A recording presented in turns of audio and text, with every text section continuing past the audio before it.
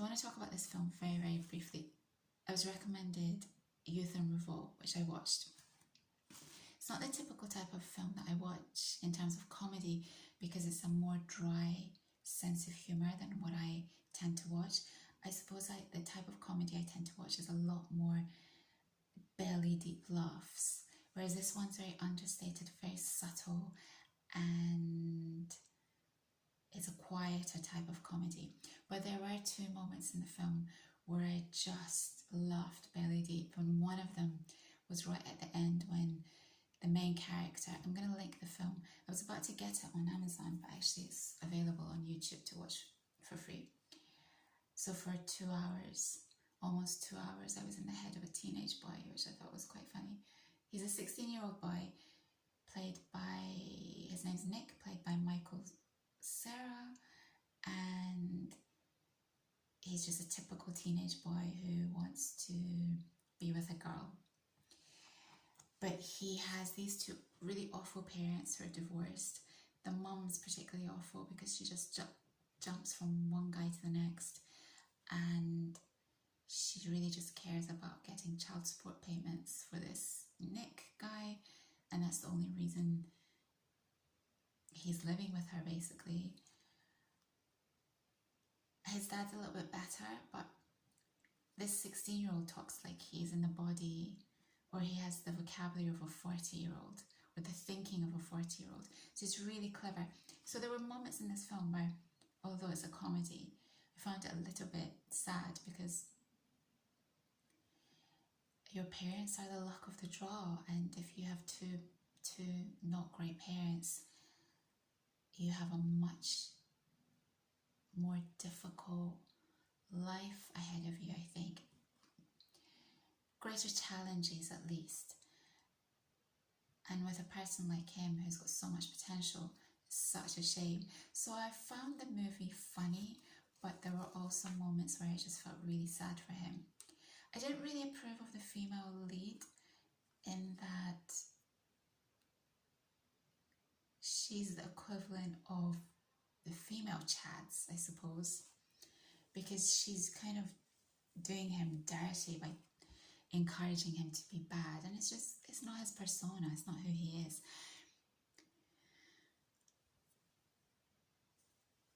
It's such a complicated topic to talk about because I think parents should just encourage their children to be a bit cool when they're growing up so that they don't get bullied, so that they have better luck with the opposite sex or whichever sex they're into. And I think a lot of parents miss this really important aspect. It's their duty that the child is cool and the child has the skills to be able to date. No one should be dating at 16. But yeah, no one should be dating at 16. But they should at least be cool and have the confidence to deal with whoever they want to be able to deal with. And I think that's the issue with what's going on in the world now. It's becoming more and more extreme because less people are socializing. So this film, although it was made ages ago, made me think a lot about what's going on in the world now, and also the manosphere, because I thought they would be laughing at this guy, this kid, because he's acting like a simp to this girl. I thought it was very sweet and so wholesome, although I didn't really approve of her and the things that she was encouraging him to do.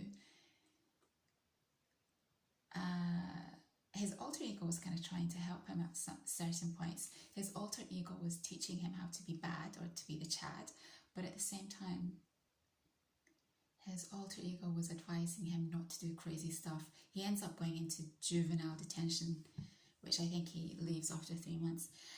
But yeah, there's a parent's responsibility and duty to kind of protect their children, and also to dress them in a certain way that they're not going to get bullied, or to give them a certain type of haircut so that they don't get mocked. It's all comes back to parenting, the right parents. I just felt sorry for him, especially with this useless mother who who was just absent.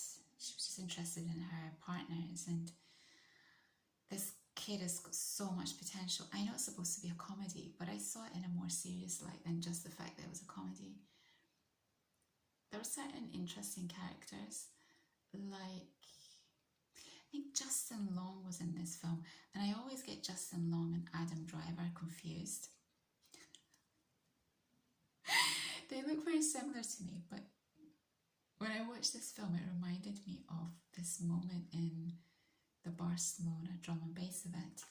I'm always at the front, so I'm never near the 2 rides that I've been on. I've never been near the DJ.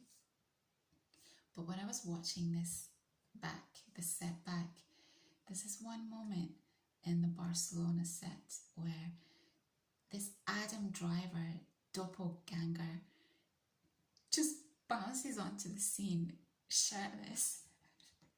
And he just goes for it, and it's so funny because this Barcelona lot are just pretending everything's all okay, but he's clearly very different to everyone else, and his energy's wicked, but he just looks like Adam Driver. So when I was watching this film, it just reminded me of that moment. It's so funny. Yeah, interesting characters, because even, what's his name? Alan from Hangover, he's playing a Chad type character in this film, because he's one of the mum's boyfriends before he passes away. Who would have thought that Alan would be a Chad? So, everything's about, like, I don't know, attitude and behaviour, because Michael Cera, when he's playing his alter ego, he's just, his movements, everything about him is so different. And it just makes me think that it's kind of a choice. You can basically choose your personality and how you behave. So that's another thing that this film taught me. Mostly though, yeah, it was an understated film, and I did like it. And that's everything about that film. Whilst I was watching that, all these other films were being recommended to me, and there's a film that I'm probably going to try and watch this weekend. I really like Tom Cruise in Tropic of Thunder. I think that's the film. When I saw that, I had no idea that character was Tom Cruise. They've made him look so different, and they've, I think, given him a fat suit. He just looks so different, and he behaves so different. And that's the first time I think I thought, oh, Tom Cruise can actually play a character that doesn't act and look like Tom Cruise. I think it was one of the first times that I thought he's actually a really fantastic actor. So there was a film that I've never seen, that was recommended on my sidebar. I think he's playing a guy who goes into the narcotics world. And actually, the other film that I thought Tom Cruise was amazing in was it called Collateral, with Jamie Foxx? Maybe. He was amazing in that. I really liked him in that. So yeah, Michael Cera, interesting little actor.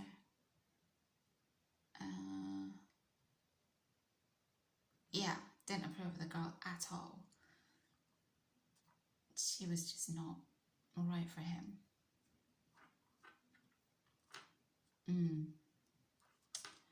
Okay, I'm gonna go.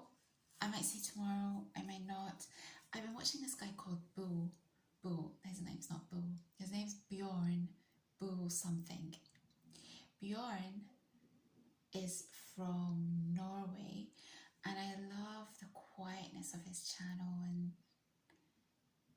and the way it's shot, and it's just so beautiful. It's so still. He doesn't talk a lot, and it's a scenery that's just amazing. I am very much connected to the water, but I also love greenery. So if I can't be near the water, then the next best thing is greenery. But increasingly, more and more, I would like to be in a quieter setting. keep dreaming about being in Hawaii, and I can't think of a nicer lifestyle. Even the Norwegian countries, the Scandinavian countries, the Norwegian countries, there's only one Norwegian country, isn't there? I don't know a lot about the Scandinavian countries, but I'm fascinated by them. Although I'm not subscribed to him, his videos kind of come up on my sidebar, and I think the one that I watched this evening was about men being more stoic.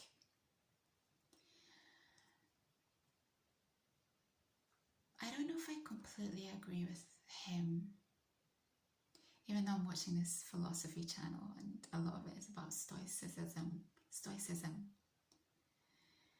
I think that hiding your emotions can really go against you.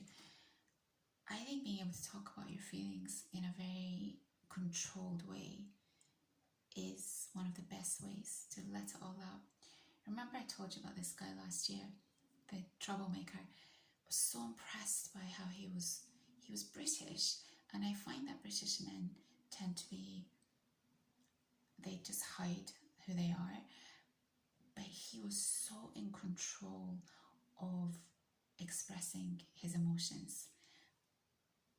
It was fascinating to me. Like, he could talk about how he felt, but I never ever at any point thought he was a sap.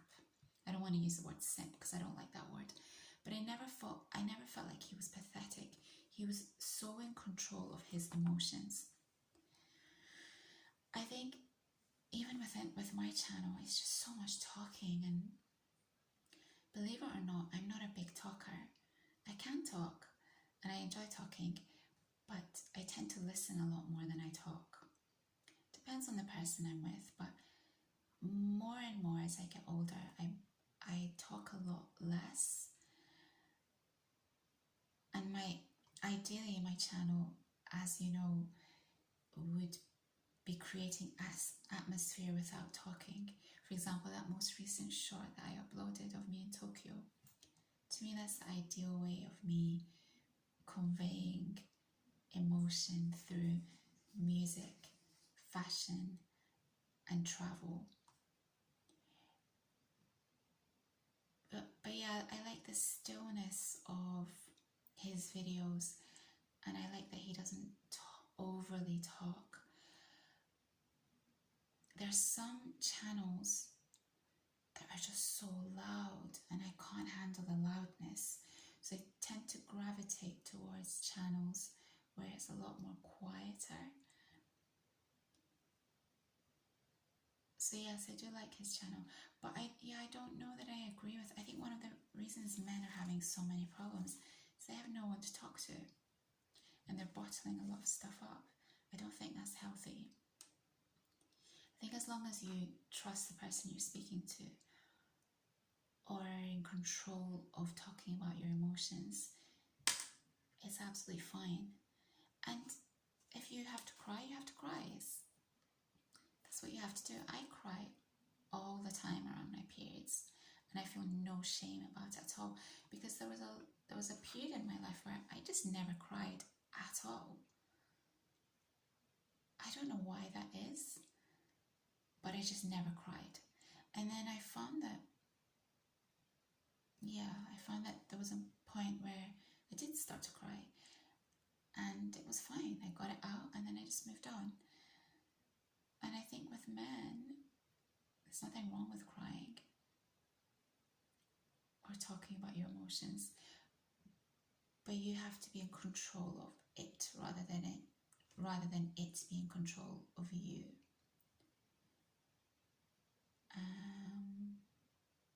Yeah. Bjorn Bohansen, I think that's his name. He's just out in the outback and he's just building things. I don't know, it's just cool.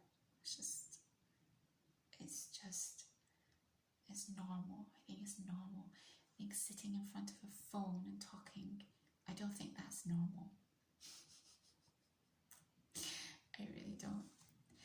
I'm gonna go, and maybe I'm a bit tired, so I might not watch this Tom Cruise film tonight, but I will watch it at some point. I'm looking forward to it. And I'll link this Youth and Revolt. Sweet, sweet fun. Bonsoir, mon ami.